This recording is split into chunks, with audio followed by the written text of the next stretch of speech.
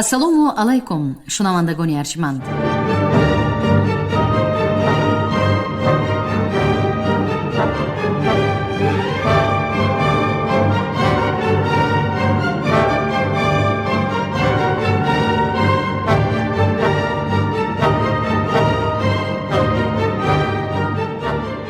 ба таваҷҷӯҳи шумо гуфтор аз силсилаи хониши адабӣ. қироати китоби президенти ҷумҳурии Тоҷикистон муҳтарам Эмомалӣ Раҳмон «Тоҷикон дар оинаи таърих аз ориён то сомониён». китоби чорум гуфтори 110. حیدری افشین قدرتی استرافشان را به دست آورده در قطار خاندان طاهریان و سامانیان چندین آشوب‌های خرد و بزرگی منطقه فرغانه و سوغد را سرکوب نموده، چون سرلشکری با استعداد اعتراف گشت و به صف سرلشکران خلیفه مأمون پذیرفته شد. دیرتر حیدری افشین در چندین محاربه های عراق، الجزیره و مصر شرکت ورزیده قابلیت بلندی لشکرکشی نشان داد. خلیفه مأمون بعد از سر قدرت برکنار ساختن خاندان سهلیان و قایم مقام خراسان گشتنی طاهر ابن حسین در امور لشکرداری بیشتر به حیدری افشین تکیه کرده او را نایب خلیفه در جبال تعیین نمود. در عهد خلیفه معتصم 833-842 نفوذ حیدری افشین افزوده، نمایندگان خاندان کابوسیان صاحب ثروت و دارایی گشتند. حیدری افشین بعد شکست دادن آشوب بابک به مرکز خلافت برگشته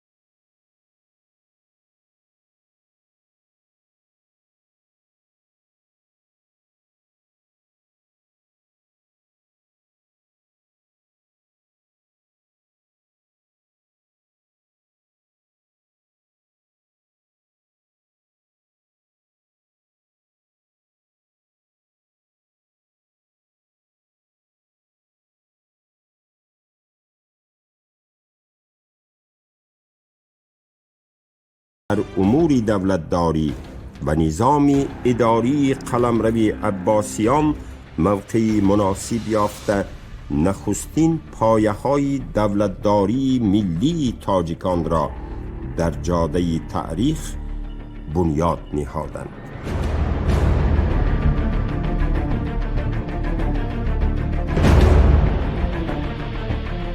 ظهور پیشوایان اسلام از میان نیاگان تاجیکان و نقش بزرگ آنها در انتشار اسلام.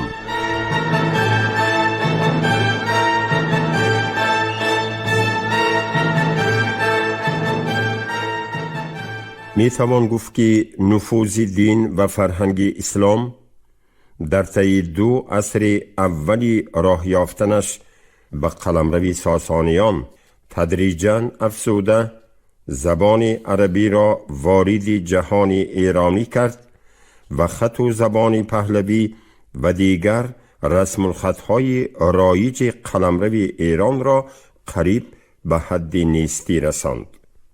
دین نوین اسلام در مصر و شام بر این کشورهای صاحب تمدن نه تنها آیین سابقه را از میان برد، بلکه زبان عربی را به جای زبان مادری آنها قرار داده قدرت و نفوذ بخشید. این انگیزه خیلی قوی و فراگیر دینی به آن آورده رساند که مصر بر این یک دولت توانا دارای تاریخ و تمدن قدیمه زبان و ملیتش را از دست داده نه تنها زبان عربی بلکه ملیت عرب را به خود نسب کند. جهان اسلام قوم و ملت‌های مختلف را از اقیانوس اطلس تا کنارهای چین و هند فرا گرفته، چی در عهد خلفای راشدین چی در زمان امویان و عباسیان توانست که فضای زبان عربی و تمدن اسلام را وسعت بخشیده، روح هویت ملی و هستی و بقای زبان مادریشان را از بین ببرد. به قول عالم ورزیده شبلی نعمانی، این یکی از خصایص اسلام است که در هر جایی که قدم گذاشته زبان رسمی آنجا را یا یکسر از میان برده و یا آن را به درجه مغلوب خیش نموده است که دیگر آن زبان نتوانسته هویت خود را حفظ نموده و یک زبان خالص و مستقل باقی ماند. مثلا زبان رسمی مصر و شام قبل از اسلام قبطی و سوریانی بود، ولی بعد از اسلام زبانهای نام برده از میان رفته و عربی به جای آنها قرار گرفت، تا این درجه که امروز نصاری و یهودی این بلاد هم غیر از زبان عربی نمی توانند به زبان دیگر تکلم نمایند، یعنی زبان مادری آنها هم عربی می باشد. ایران و هندوستان از این میانه از خود سخت جانی بروز داده زبان اصلی خود را محفوظ نگاه داشتند. ولی در خراسان و ماوراءالنهر با پشتیبانی خاندان برمکیان و سهلیان همچنین نفوذی پابرجای نهضت ابو مسلم خراسانی اهل علم و فرهنگ و علمای دین در نیشاپور و مرو، بلخ و هرات، بخارا و سمرقند، ری و اصفهان مرکزهای بزرگ دینی و علمی و فرهنگی را تأسیس داده توانستند که در تشریح احکام دینی و اجتماعی اسلام دستاوردهای ارزشمند را نائل شوند. دهها خاندانهای با نفوذ ایرانی از قبیل برمکیان، سهلیان، کاووسیان، موسایی‌ها، نوبختی‌ها، قشریان، ابو سلمی‌ها و دیگران که اهل نظر شماره آنها را بیش از 30 می‌دانند، به وسیله کاردانی و کشورداری، زیرکی و سیاست شناسی، حسن تدبیر و عدالت پروری، سخاوت و مروت، رعیت دوستی و فرهنگ آفرینی و فضیلت پیشگی و هنروری در نهاد خلافت اسلام سبزیده ریشه های تاریخی و فرهنگی نیاگانشان را احیا کردند و برجا داشتند. علم حدیث، تفسیر، کلام، فلسفه و تصوف محض در مکتب‌های دینی و ادبی خراسان و ماوراءالنهر پیریزی شده صدها نفر اهل علما و مفسران بزرگ از میان باشندگان این مرز و بوم به کمال رسیدند. حتی یکی از بنیادگذاران مذهبی اهل سنت و جماعت ابو حنیفه نعمان ابن ثابت که نیاگانش به قول از اهل کابل یا ترمیز و یا دیگر جای این نواحی بوده اند، در شهر کوفه به کمال رسیده مذهب حنفیه را بنیاد گذاشت. گذشته از این بنیادگذاری مذهبی حنبلیه احمد ابن حنبل نیز در مرو خراسان تولد شده در بغداد به کمال رسیده است. مکتب علمی حدیث که در خراسان به وجود آمد در جهان اسلامی عهد عباسیان به اندازه شهرت یافته بود که حتی از قلمرو مصر و حجاز و عراق ده‌ها طالب علمان و دانشجویان برای فرا گرفتن احکام حدیثی اصحاب سته ششگانه اهل سنت و جماعت به سوی شهرهای مرو و نیشاپور و بلخ و بخارا رفته در مدرسه ها و حوزه های علمی آنجا تعلیم می گرفتند.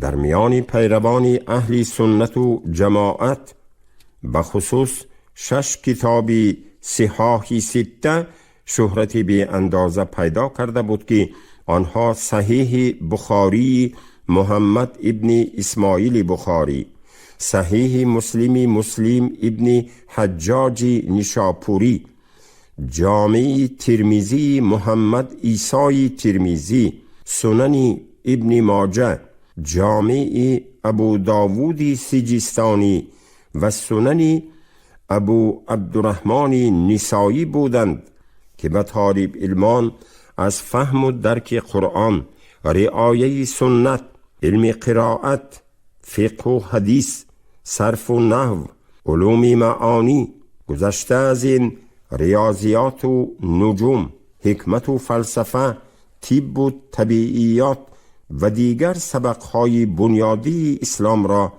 می آموزانیدند. اهل علم و فرهنگ خراسان و ماوراء النهر در 2 سده اول زیر نفوذ دین اسلام زبان عربی را آموخته در تعریف اثرهای دینی و فلسفی از وارثان زبان عربی پیش رفتند و علوم الهی را به پایه‌های بلندتر رسانیدند. چنان ذکر کردیم اکثر فقیهانی که مسلمانان جهان تا امروز بر اساس احکام شرعی ایجاد نموده آنها عمل می کنند اصلاً ایرانی نژاد بودند.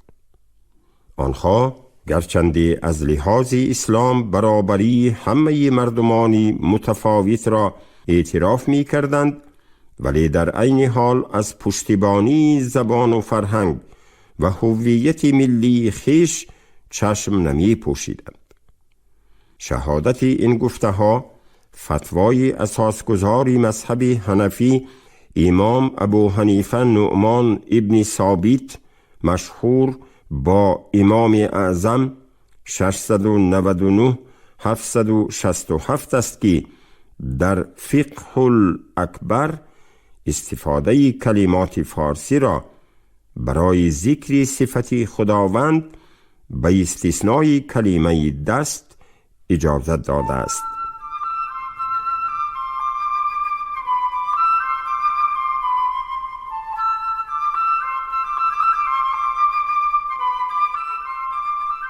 امام اعظم و مذهب او.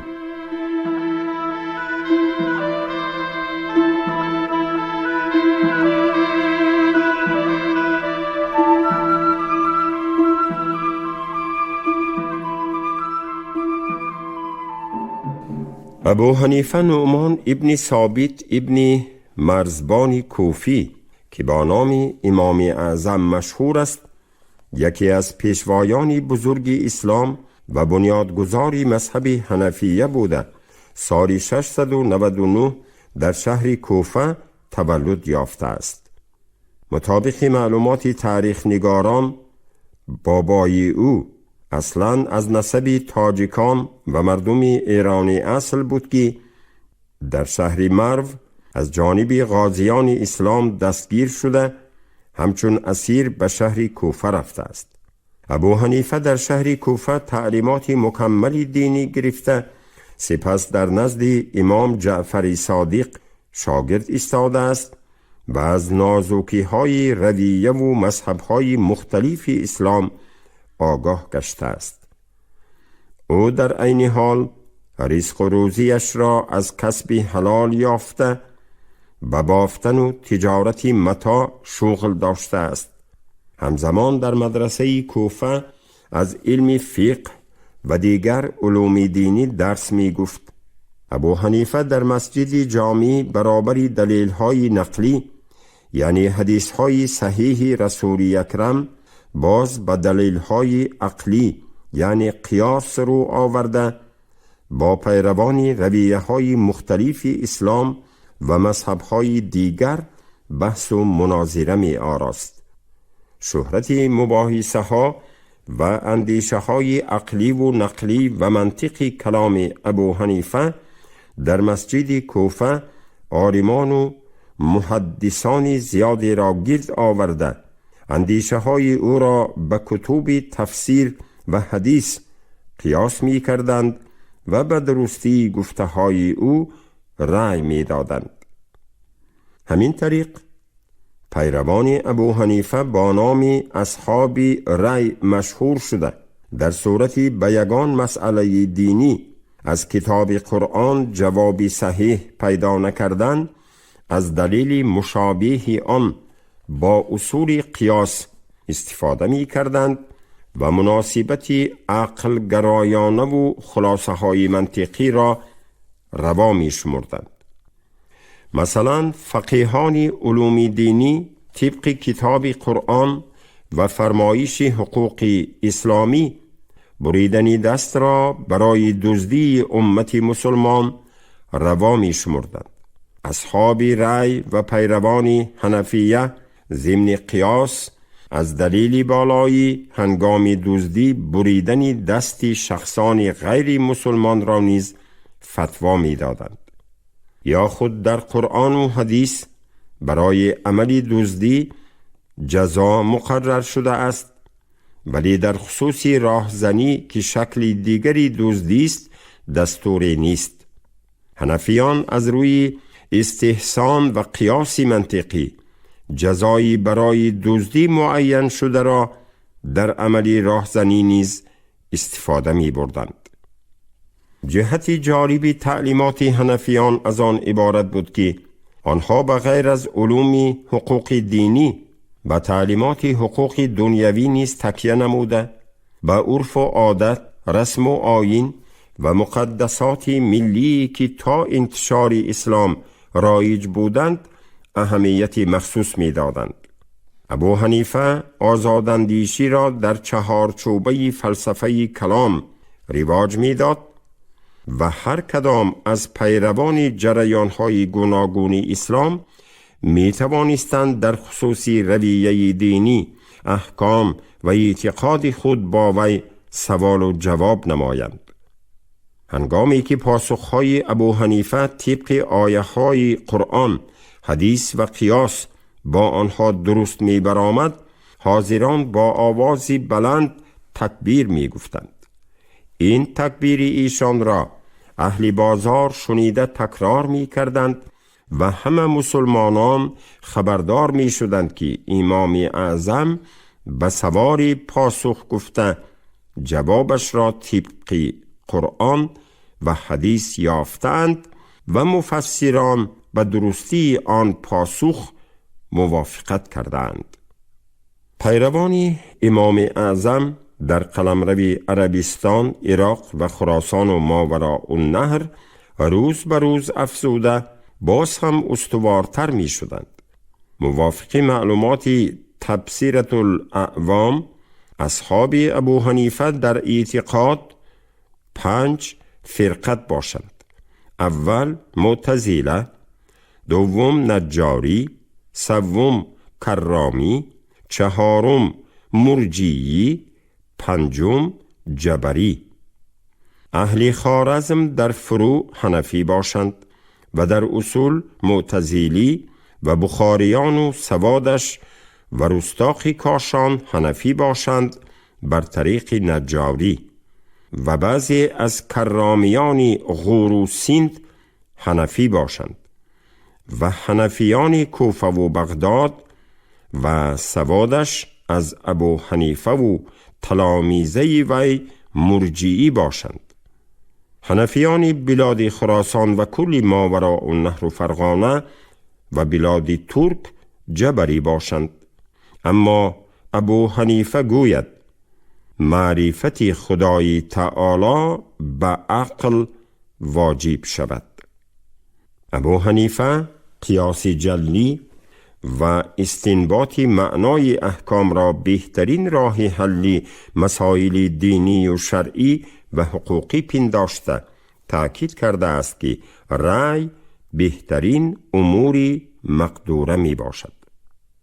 مذهب حنفی در عهد خلیفه های عباسی نفوذ زیاد پیدا کرده، من بعد در دوره حکمرانی سامانیان و دیگر حکومت‌های ترکی منطقه آنان و نهایت در عهد ترک‌های عثمانی چون وسیله با اعتماد قضاوت استفاده گردید و مقام قانون‌های حقوقی را پیدا کرد که امروز هم سخت پایبرجاست.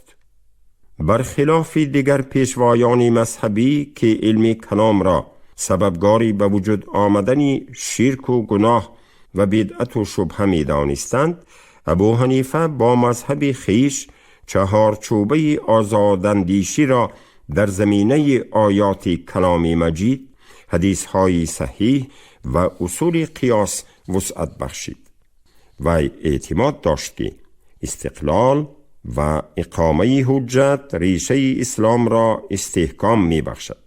یکی از فضیلت‌های برجسته ابو حنیفه از آن عبارت است که مکرراً تأکید می کرد که اسلام باید به طلب عصر و زمان موافق و سازگار باشد. بنابراین نفوذ و اعتبار وی همیشه در بین روشنفکران و اهل نظری وقت پایدار باقی می ماند. همین طریق حنفیان در تعلیمات خود برابری حقوق دینی از امکانیت‌های حقوق دنیوی نیز استفاده برده به عرف و عادت و عنعنه خلقیت‌های غیر عرب به خصوص مردمی ایرانی نژاد که اسلام را پذیرفته بودند اهمیت مخصوص می دادند. امام اعظم اولین کسی است که با وجود مخالفت شدید شاگردانش امام ابو یوسف و امام محمد شیبانی خواندن نماز را برای آنهایی که عربی را نمی دانستند با زبان فارسی اجازت داد. این اقدام وطنخواهانه را می توان یک جسارت بزرگ و بی‌نظیر در پشتیبانی زبان ملی نامید. دلیل دیگر آن است که متکلم مشهور بصره موسی ابن سیار اسواری قرآن را برای فارسی زبانان به زبان فارسی تفسیر می کرد. گذشته از این، بعد افزودن نفوذ مذهب حنفی و شافعی زمینه مساعد برای تشویق و تفسیر مسائل دینی با زبان فارسی در میان علمای خراسان و ماوراء النهر به خصوص اهل صوفیه فراهم آمد.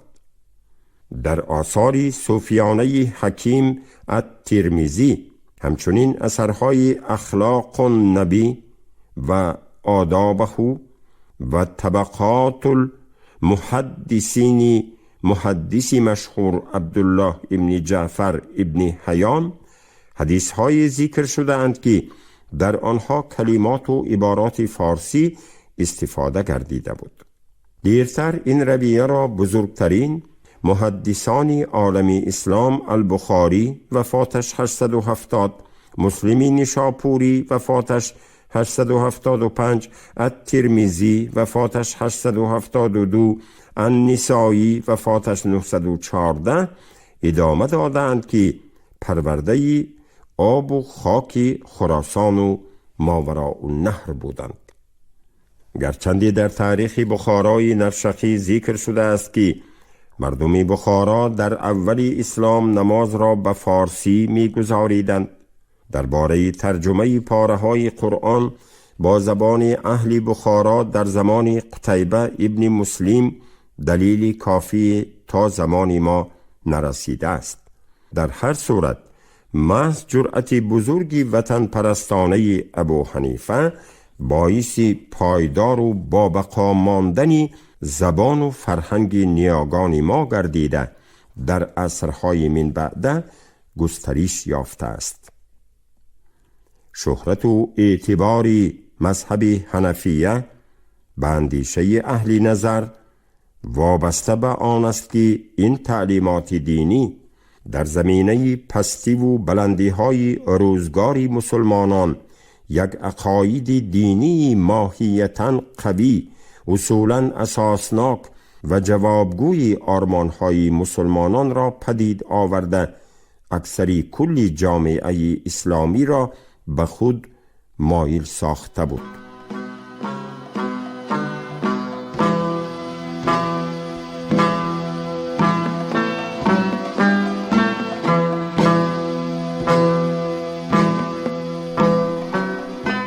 امام بخاری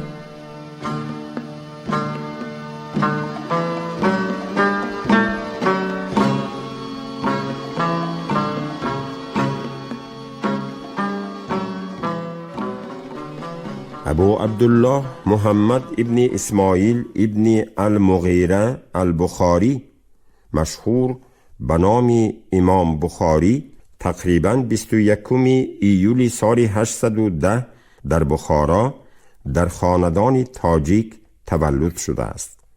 نیاگان او پیروی دین زردشتی بوده. بار نخست بابایش آیین اسلام و نام المغیره را پذیرفت. پدری او داننده توانای قرآن و علم حدیث بوده. در آوان کودکی پسرش فوتید و تربیه البخاری بر دوش مادری دانشمند و صالحه‌اش افتاد.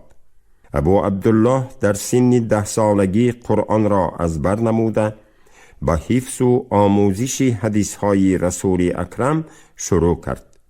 او علوم دینی را در حضور شیخان با نفوذ و علمای شناخته بخارا، محمد ابن سلامی بیکندی، عبدالله ابن احمد مسندی و ابراهیم ابن اشعث آموخته به قول خودش در سن 16 سالگی به ماهیت تعلیمات حنفیه و کلام اصحاب رأی سرفهم رفت و همراه مادر و برادرش راه سفر حج را پیش گرفت.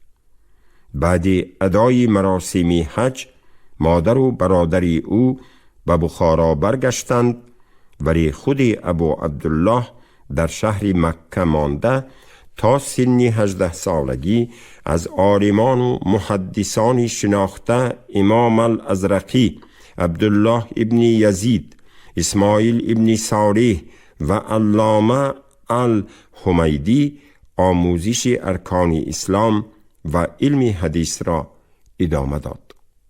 سپس بعد 18 سالگی به مدینه و دیرتر به بصره سفر کرده از عالمان و محدثان اسلام ابراهیم ابن حمزه، عبدالعزیز ابن عبدالله الاویسی، عفان ابن مسلم و دیگران حدیث ها را شنید و به قیاس آنها پرداخت. او همچنین به شهر کوفه رفته در دایره علمی عبدالله ابن موسی سبق حدیث شناسی گرفت. دیرتر در شهر بغداد با احمد ابن حنبل بنیادگذار رویه حنبلیه شناس شد و با او قرابت پیدا کرد. در نهایت کار امام بخاری به شام، الجزایر، مصر و دیگر کشورهای اسلامی سفر کرده و بزرگترین علمای اسلام واخورد، حدیثهای شنیده و نوشته آنها را قیاس کرد و از فضیلت و اندیشه و آثار علمی و دینی آنها بهره برداشت. شنوندگان گرامی، شما گفتار 110 را از کتاب پرزیدنت جمهوری تاجیکستان محترم امامعلی رحمان، تاجیکان در آینه تاریخ، از اوریان تا سامونیان شنیدید. راوی علیزاده عبدالرشید خوجمقل، کارگردان شیرعلی نغزلی. پایان گفتار از سلسله خوانش ادبی. شاد باشید.